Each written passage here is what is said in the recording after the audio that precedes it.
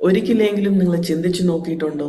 ഉഗ്രക്ഷണത്തിൽ അല്ലെങ്കിൽ നിങ്ങൾ കോപിച്ച നേരത്ത് നിങ്ങൾ പറഞ്ഞതിനെക്കുറിച്ച് പിന്നീട് ഖേദിച്ചിട്ടുണ്ടോ?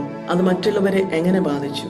നമ്മുടെ ഹൃദയം സൂക്ഷിക്കുന്നതിലൂടെ നമ്മുടെ വാക്കുകളും പ്രവൃത്തികളും ദൈവത്തിന് പ്രസാദകരമാകാൻ എങ്ങനെ ശ്രദ്ധിക്കാം? നാം സ്വയം പരിശോധിക്കണം. ഒരു ഇരട്ട ജീവിതവും കപട സ്വഭാവവും നമുക്കുണ്ടോ? പുറത്തുനിന്ന് സൗമ്യവും കരുണാപൂർവമായ സമീപനം കാണിച്ചാലും ഹൃദയത്തിൽ അസൂയയും വ്യഭിചാര ചിന്തകളും അകൃത്യവും നിറഞ്ഞിരിക്കുന്നുണ്ടോ? ദൈവത്തിന് പ്രസാദമുള്ള ഒരു ജീവിതത്തിനു വേണ്ടി നമ്മുടെ അകവും പുറവും ഒരുപോലെ ശുദ്ധി ഉണ്ടായിരിക്കേണ്ടതില്ലേ?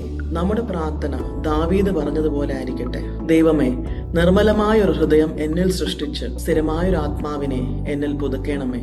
മത്തായിയുടെ സുവിശേഷം 15-ാം അധ്യായത്തിൽ യേശു കർത്താവ് പഠിപ്പിക്കുന്നത്, വായിൽ നിന്ന് പുറപ്പെടുന്നത് ഹൃദയത്തിൽ നിന്ന് വരുന്നു, അത് മനുഷ്യനെ അശുദ്ധമാക്കുന്നു. അതുകൊണ്ട് തന്നെ ഹൃദയത്തിന്റെ നില ദൈവത്തിന്റെ മുൻപിൽ ഏറ്റവും പ്രധാനമാണ്. നാം ഉച്ചരിക്കുന്ന ഓരോ വാക്കിനും നാം ഉത്തരവാദികളാണ്. മനുഷ്യർ പുറത്തുനിന്ന് നോക്കുന്നു, എങ്കിലും ദൈവം ഹൃദയത്തിന്റെ ആഴം പരിശോധിക്കുന്നു. പരീശന്മാർ മതനിയമങ്ങൾ കർശനമായി പാലിച്ചു എങ്കിലും അവർ സ്വയം നീതിമാന്മാരായി അഹങ്കാരികളും വിമർശകരുമായതുകൊണ്ട് യേശു കർത്താവ് അവരെ ശാസിച്ചു. ഇന്ന് നിങ്ങളുടെ ഹൃദയം ദൈവമുൻപാകെ ശരിയായ അവസ്ഥയിലാണോ? നമ്മുടെ ആഗ്രഹവും പ്രാർത്ഥനയും സങ്കീർത്തനം 19 പറയുന്നത് പോലെ, യഹോവേ, എന്റെ വായിലെ വാക്കുകളും ഹൃദയത്തിലെ ധ്യാനവും നിനക്ക് പ്രസാദകരമായിരിക്കട്ടെ.